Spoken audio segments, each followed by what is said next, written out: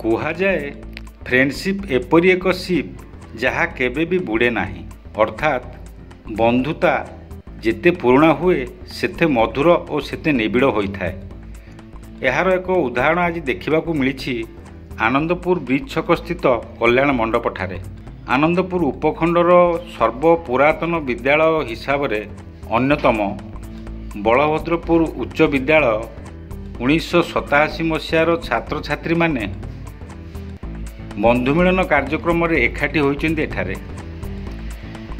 ତେବେ ପୁରାତନ ଛାତ୍ରଛାତ୍ରୀଙ୍କ ମଧ୍ୟରେ ଭାବର ଆଦାନ ପ୍ରଦାନ ଓ ରଙ୍ଗାରଙ୍ଗ ସାଂସ୍କୃତିକ କାର୍ଯ୍ୟକ୍ରମ ସାଙ୍ଗକୁ ମନମତାଣିଆ ଭୋଜନ ବେଶ୍ ଚିତ୍ତାକର୍ଷକ ହୋଇଥିଲା।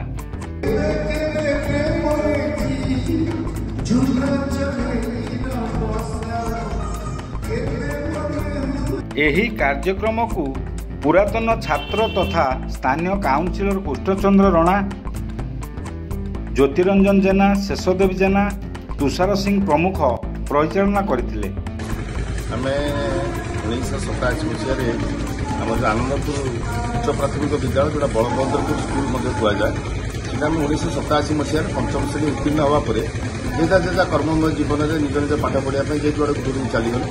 ଆଜି ଦୀର୍ଘ 38 ବର୍ଷ ପରେ ସବୁ ପୁରୁଣା ସ୍ମୃତିକୁ ଆମେ ସାଉଁଟିଛୁ। ସବୁ ଆମ ସେ ସମୟର ଯେଉଁ ସମବୟସ୍କ ସହପାଠୀ ଥିଲୁ ସବୁ ଆଜି ଏକତ୍ରିତ ହୋଇଛୁ ଏବଂ ସମସ୍ତ ମନରେ ଗୋଟେ ନୂତନ ଉତ୍ସାହ ଏବଂ ଗୋଟେ ନୂତନ ଆଶା ସୃଷ୍ଟି ହୋଇଛି। ସମସ୍ତେ ଅନ୍ତରରୁ ବହୁତ ଖୁସି ଅଛନ୍ତି ଯେ ଆମେ ଏତେ ବର୍ଷ ପରେ ଦୀର୍ଘ 38 ବର୍ଷ ପରେ ସବୁ ବନ୍ଧୁମାନେ ମିଳନ ହୋଇଛି। ଆଉ ବହୁତ ଖୁସିର ସହ ଏବଂ ମଜାରେ ଆମେ ଏ ଯେଉଁ ଉତ୍ସବଟି ଆଜି ପାଳନ କରୁଛୁ, ବନ୍ଧୁ ମିଳନ ଉତ୍ସବ।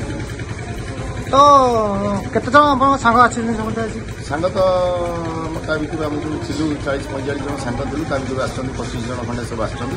ହୁଏତ କିଏ କାର୍ଯ୍ୟ ବ୍ୟସ୍ତତାରୁ କିଛି ଆସିପାରିଲେନି, କାହାର ବ୍ୟକ୍ତିଗତ କାରଣ ପାଇଁ କିଛି ଆସିପାରିଲେନି। ତା ଭିତରୁ 4-5 ଜଣ ସାଙ୍ଗ ମଧ୍ୟ ଆମ ଗ୍ରହଣରେ ନାହାନ୍ତି, ସେମାନେ ସ୍ୱର୍ଗବାସ ହୋଇଯାଇଛନ୍ତି। ଦୀର୍ଘ ଏତେ ବର୍ଷ ପରେ ଆପଣ କେମିତି ପ୍ରୟାସଟା ଚିନ୍ତା କଲେ? ଆପଣ ଆମର ଯେଉଁ ବନ୍ଧୁମାନେ ଯିଏ ଆମେ ଆନନ୍ଦପୁରରେ ଯେଉଁ ଯେତେ ଜଣ ବନ୍ଧୁ ରହୁଛୁ, ମୋର ବନ୍ଧୁ ଜ୍ୟୋତିରଞ୍ଜନ ଜେନା ହୁଅନ୍ତୁ, ସୂର୍ଯ୍ୟକାନ୍ତ ପାଢ଼ୀ ହୁଅନ୍ତୁ, ଡକ୍ଟର ତୁଷାରକାନ୍ତ ସିଂ ହୁଅନ୍ତୁ, ଏ ଯେଉଁ ବନ୍ଧୁମାନେ ଆମେ ଅଛୁ, ଆମେ ଯୋଜନା କଲୁ ଏବଂ ଯେଉଁ ସାଙ୍ଗ ଝିଅମାନେ ଆମର ଥିଲେ, ସାଙ୍ଗ ପିଲାମାନେ ଥିଲେ, ସମସ୍ତଙ୍କୁ ଯୋଗାଯୋଗ କରୁ ଏବଂ ସଫଳ ମଧ୍ୟ ହେଲୁ।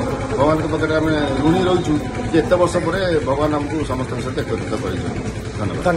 ପାଖାପାଖି ପ୍ରାୟ 38 ବର୍ଷ ପରେ ସାଙ୍ଗମାନଙ୍କର ଗୋଟେ ଗେଟ୍ ଟୁଗେଦର ହେଲା। ବହୁତ ଭଲ ଲାଗୁଛି, ଖୁସି ବି ଲାଗୁଛି। ଭାବିନଥିଲୁ ଏତେ ବର୍ଷ ପରେ ସମସ୍ତଙ୍କ ସହିତ ଦେଖା ହବ ବୋଲି। ଆଉ ମୁଁ ଚାହୁଁଛି ଏମିତି ପ୍ରୋଗ୍ରାମ ଏଇଟା ପ୍ରତି ବର୍ଷ ଆରେଞ୍ଜ ହଉ, ଆଉ ସମସ୍ତଙ୍କ ସହିତ ଦେଖା ହଉ, ତାପରେ ସମସ୍ତଙ୍କ ବିଷୟରେ ଟିକେ ଜାଣିଲୁ, ନିଜ ନିଜ ବିଷୟରେ ଟିକେ ଡିସ୍କସନ କଲୁ। ପ୍ରୋଗ୍ରାମଟା ବହୁତ ବଢିଆ ହେଇଛି। ଆମର 40 ବର୍ଷ ପରେ ବନ୍ଧୁ ମିଳନ ଆଜି ହେଉଛି। ବହୁତ ଦିନ ପରେ ଆମେ ସାଙ୍ଗମାନଙ୍କୁ ଭେଟିବାକୁ ପାଇଛୁ, ଆଉ ବହୁତ ଭଲସେ ହେଉଛି। ତେଣୁକରି ଆମେ ଚାହୁଁଛୁ ପ୍ରତିବର୍ଷ ଏମିତି ହେଉ, ପ୍ରତିବର୍ଷ ଆମର ଏଇଭଳି ବନ୍ଧୁ ମିଳନ ହେଉ। ପ୍ରାୟ ସମସ୍ତେ ଏଥିରେ ଭାରି ଖୁସି ଅଛନ୍ତି। ଦେଖାଯାଉ ଆଗକୁ କ'ଣ ହେବ।